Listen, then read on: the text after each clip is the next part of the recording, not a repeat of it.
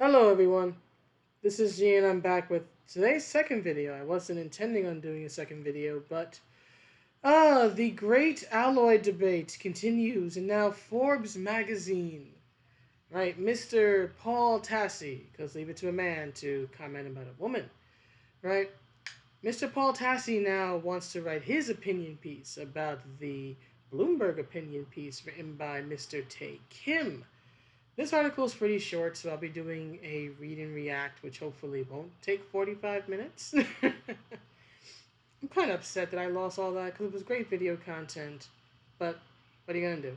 But anyway, this is basically an opinion section because I'm going to be giving my opinion about his opinion about the Bloomberg article, the Bloomberg opinion written by Mr. Tae Kim, who I sincerely hope never writes about women in video games ever again, be it about women working in the industry or the way women are depicted in video games. Let's keep in mind on both points that it's an international, global market and industry that arguably started in the modern day in Japan.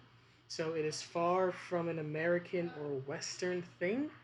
But let's get into it. Let's not belabor the point. So, Mr. Paul Tassi.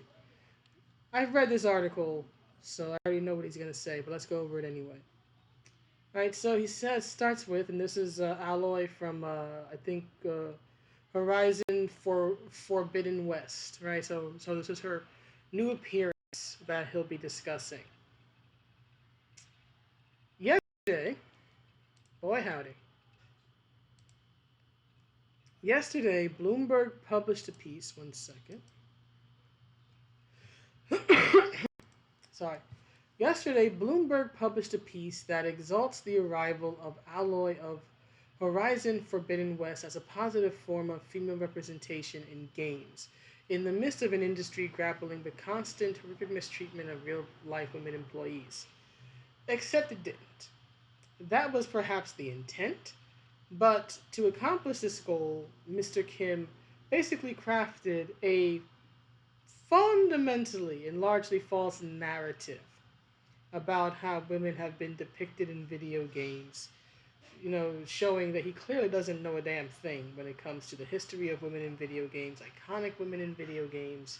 And he basically crafted this narrative that women in video games had not been depicted with any respect or with any respectability until Alloy, right?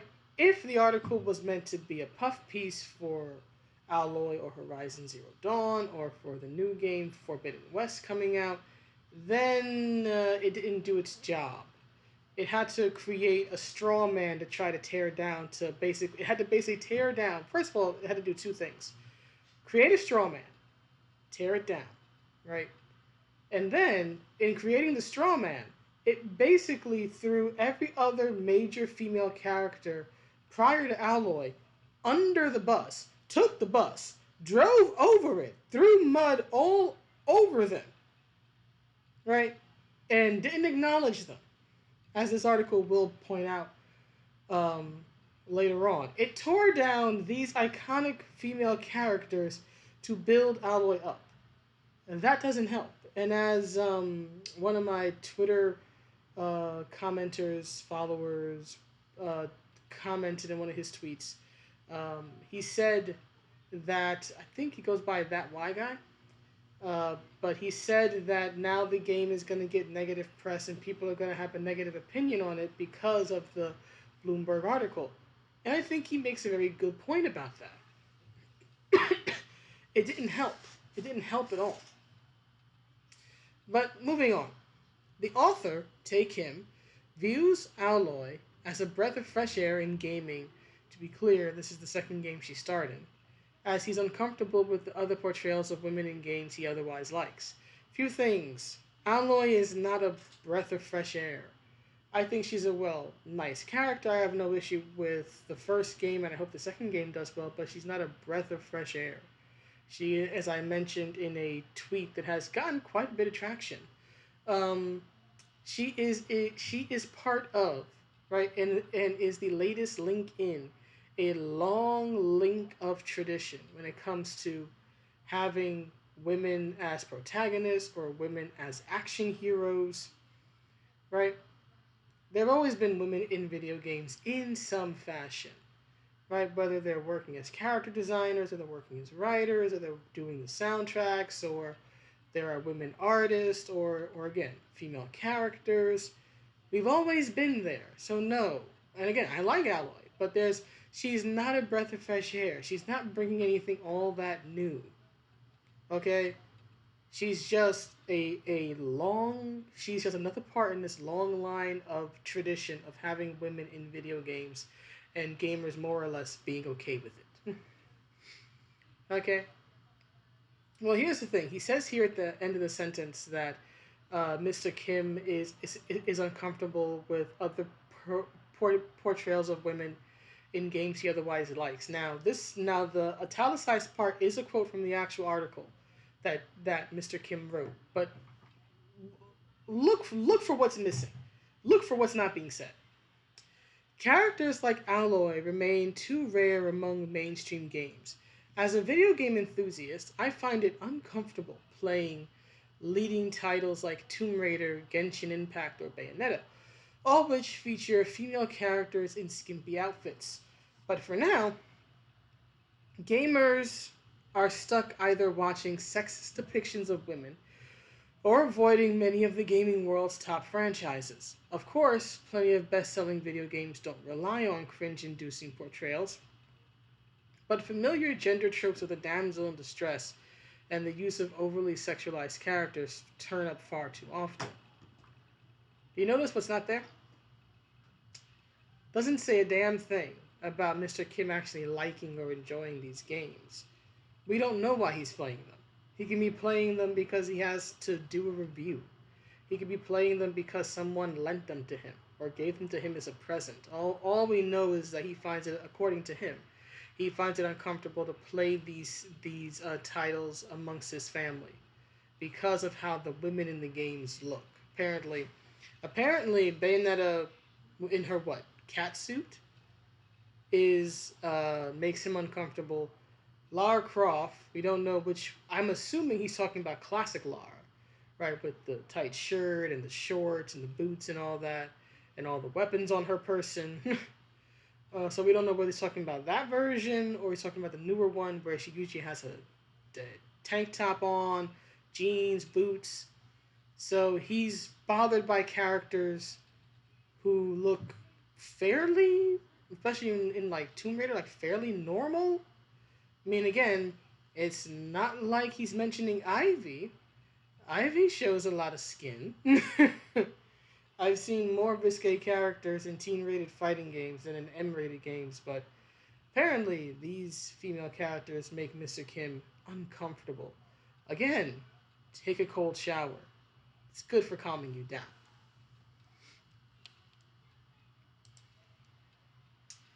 Now, it says here, it's a rare occasion for this to happen, but this piece managed to unite the full political spectrum of gamers. No, it united gamers. Politics had nothing to do with this. You are putting a political spin on it. You are the one mentioning politics. In all the tweets I've seen, and all the tweets I've responded to, and all the people who have responded to me and I to them, and retweets upon retweets, no one has once mentioned politics. No one has argued right or left, Demo, Republican. You, Mr. Tassi, are the first person to mention this. This is the problem. You media types outside of the gaming industry, we have our own issues with sites like Polygon and Kotaku, who are supposed to uh, be by gamers and for gamers and have sold us out a long time ago. But media types like you, who work for companies that are not in the gaming industry, don't typically follow the gaming industry, want to put a political spin on every damned thing. It's not right versus left. It's not Republican versus Democrat. Okay? It's not conservative versus liberal. It's Mr. Tae Kim had a real dumb take and everyone's laughing at him and telling him what for, and he deserves it. But it says here, it's a rare occasion for this to happen, but this piece managed to unite the full political spectrum of gamers. On the right, there are cries that another woke gaming journalist is saying video game women are too sexy. Again, it's not a conservative argument. That has been my argument, and I'm apolitical. Don't label me. While on the left, Kim has been accused of gatekeeping what women are or are not allowed to look like in games. Again, that's correct, and that's the argument I've made. Don't label me. It's not a political thing. Don't make it a political thing.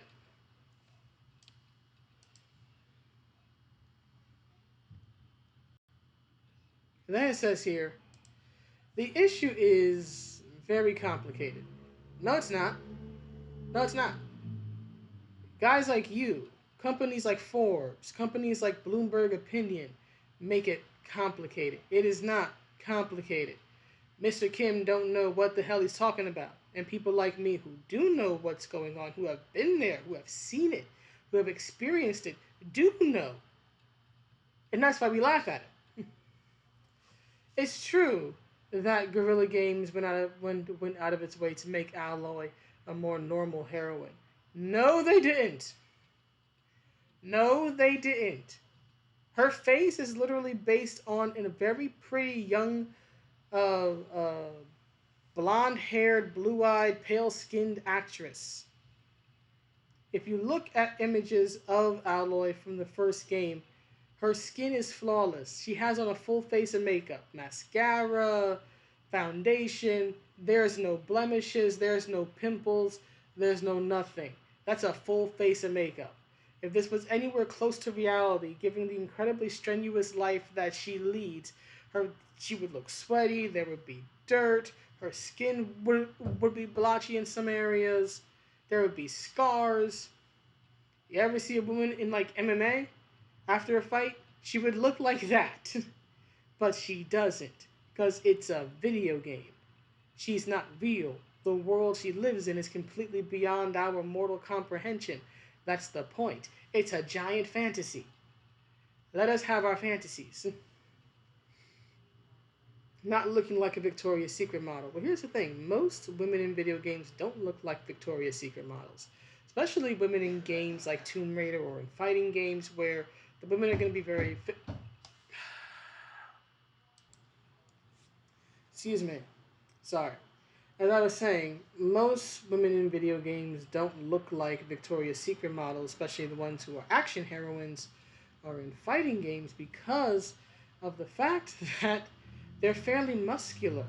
Look at Lara Croft as the Tomb Raider games went on. Look at certain depictions of Samus. Fairly muscular. Victoria's Secret model wasn't exactly hosting muscular women. Right, they were usually very fit, but much more on the like lean and sculpted side. Not exactly all that muscular. Muscular was more like pro wrestling, video games, comics, stuff like that. American Gladiators. It wasn't really Victoria's Secret model.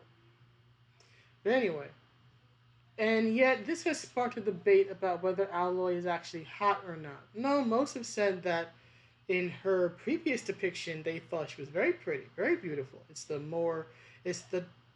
images of how she may look in this upcoming game that people are a bit critical of.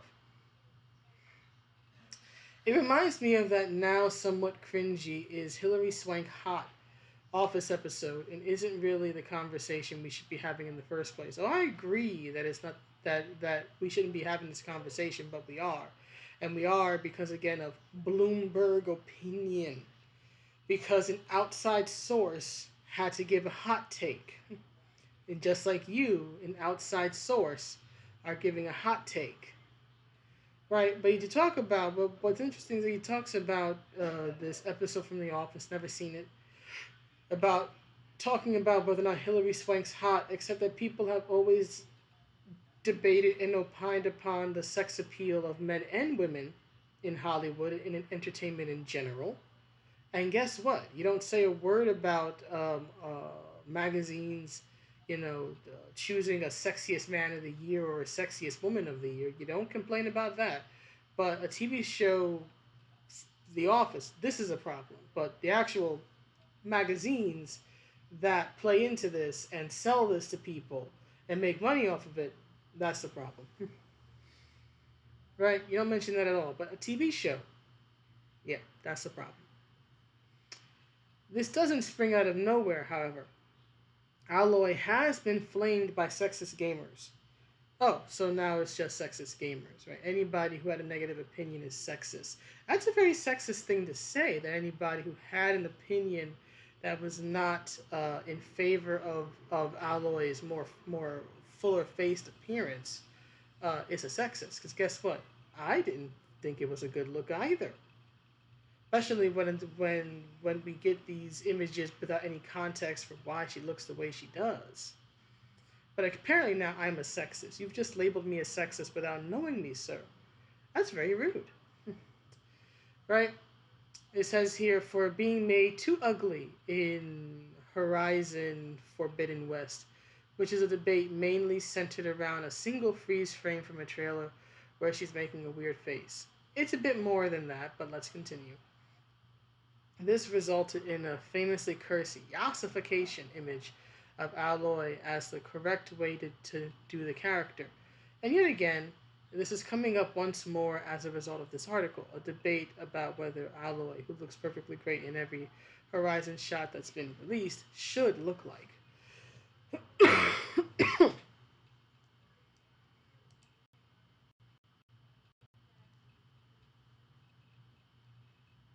Come on, roll. Alright, so let's get something clear here before I move on to the rest of the article. Right, the image on the left, right, where she's sort of staring pensively or intensely into the camera, is from Horizon, not Horizon, Forbidden West, and the other one is sort of the Twitter altered one. Let's say, at least I refer to it as Twitter altered because that's where I first saw it. The interesting thing is that for whatever Mister Paul's opinions here, the version on the right, with the big smile and the clear skin and all that, is pretty close to how Alloy looked in the first game, right? Maybe the lipstick isn't there, right? She didn't smile a lot, but like the smooth skin, that is how she looked in the first game. And I actually remember this dust up because I got caught up in it on Twitter over the summer. And my argument was like, actually, warrior clans and warrior cultures across history actually did wear makeup and actually did fuss about their hair. And I got dogpiled for telling the truth.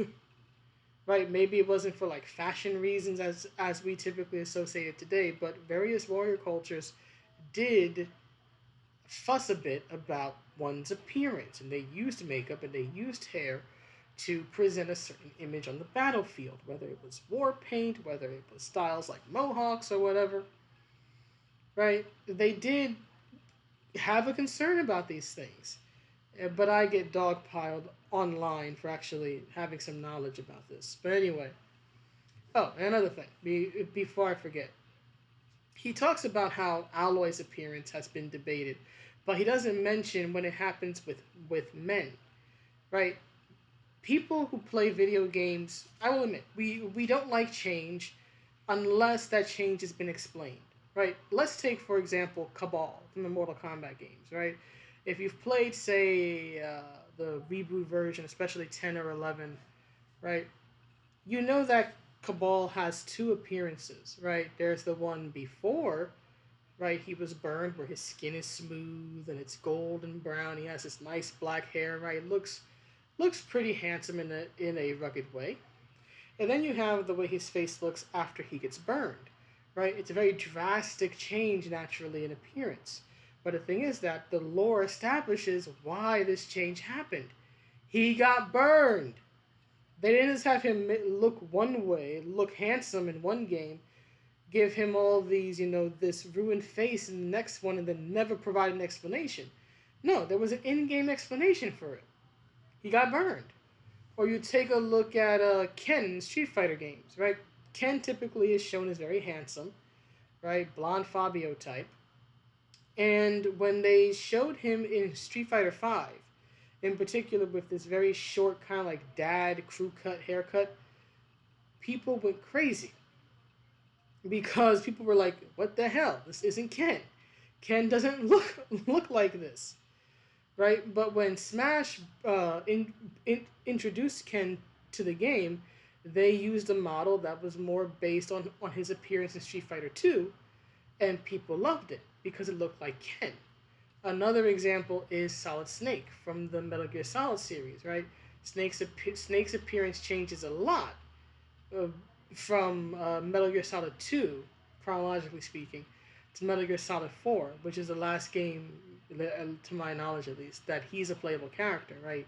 In Metal Gear Solid 4, he is considerably older, right? He's got gray hair. He doesn't look anything like the young man or younger man he was in Metal Gear Solid and Metal Gear 2. But again, the game gives you a reason as to why he looks so drastically different. He's old. He's dying, right? He's a clone and he's aging faster than a regular person does, right? If you're going to alter a character's appearance drastically, you need to provide an in-story reason why you are doing this. Especially if I'll admit it, especially if their looks are going to suffer for it.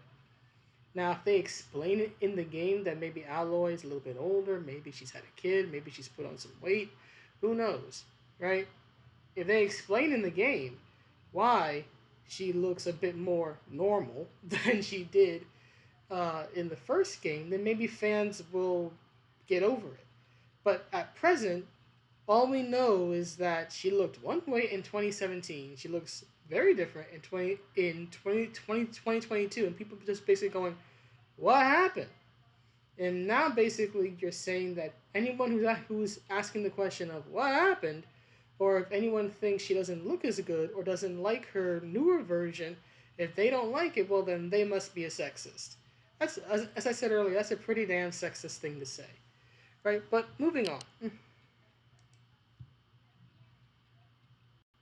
Scroll. There we go. Oh, come on. Ah, here we go. The issue is larger than just Alloy, however. And the core problem with Kim's take on this is that even as a gaming enthusiast, he's not a gaming enthusiast. He doesn't know the damn thing about video games.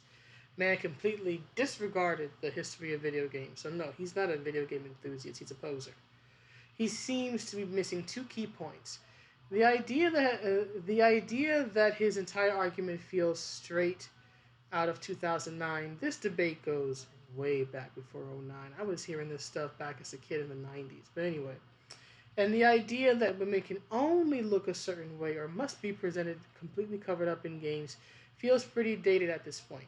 Agreed. Even for most ultra liberals. Second, Kim is ignoring 20 to 30 years of gaming history where Alloy was far from the first great, strong, cool, beloved female game protagonist. Indeed, you saw my tweet. Good. You should learn more. Bayonetta, the example he cites, sparked this whole debate. There were a lot more than Bayonetta, but okay. Sparked this whole debate around a decade ago about whether her unapologetic sexuality was empowering or degrading. Most seemed to land on empowering, because it was. She literally weaponized it. And by the way, as people love to point out, Bayonetta was designed by a woman.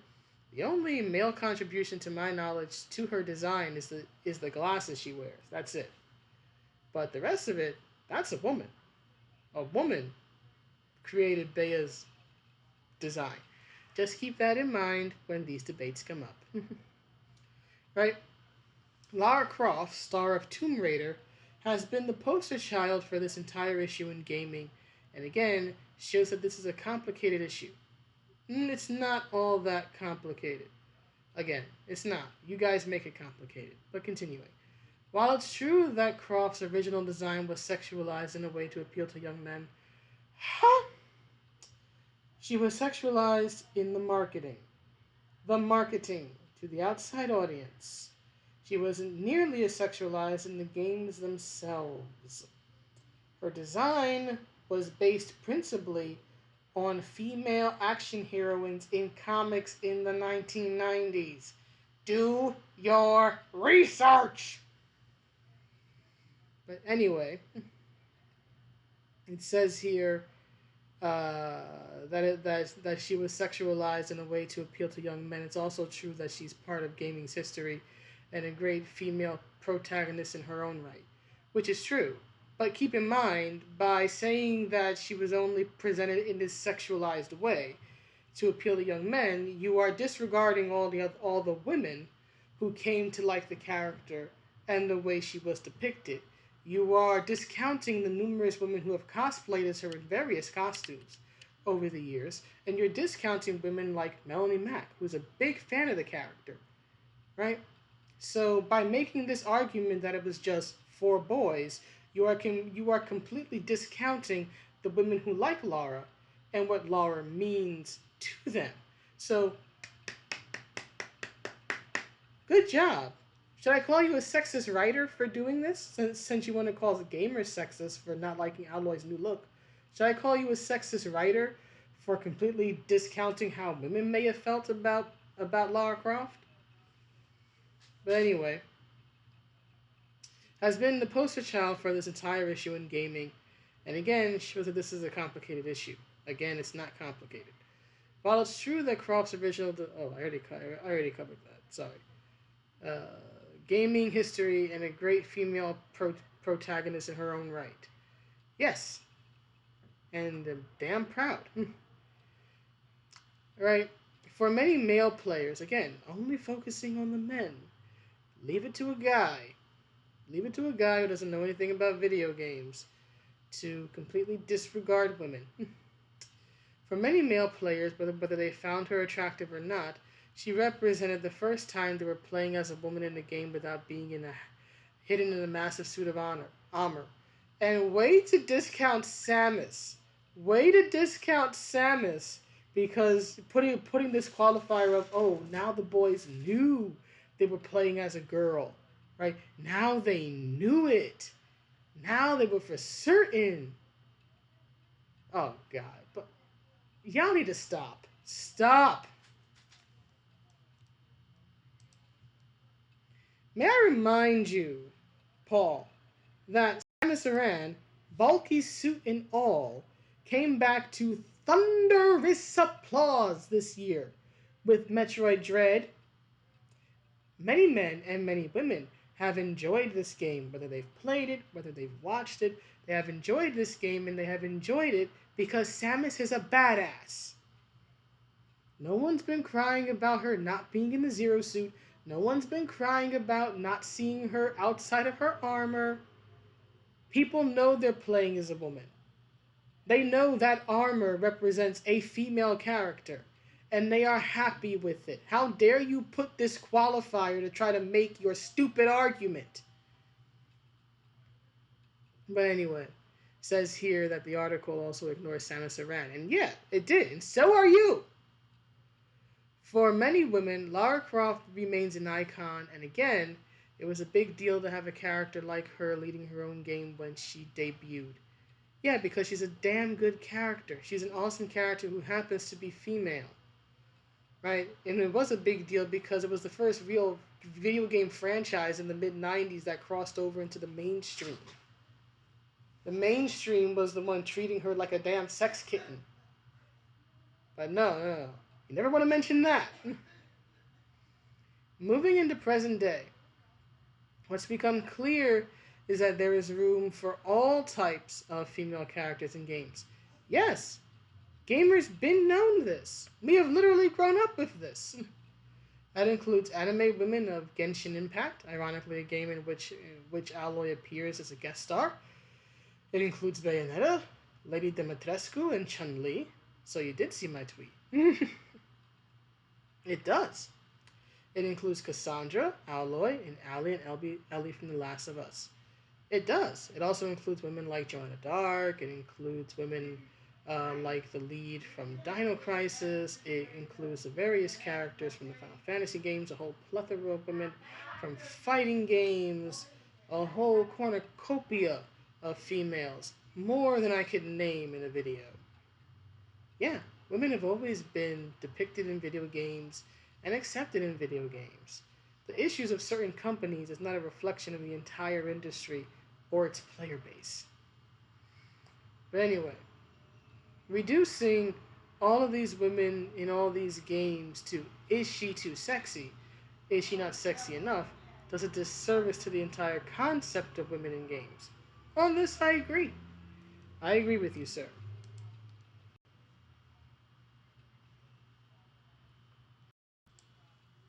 The industry has massive, massive problems with retaining women employees and treating them well within game dev. Except you don't know that. You don't know what's going on in every single company in the industry that covers a vast amount of countries. You know about issues in certain companies in mainly the US and in the West in general. And yes, those issues should be dealt with. For example, Riot Games just reached a settlement about their gender discrimination claims.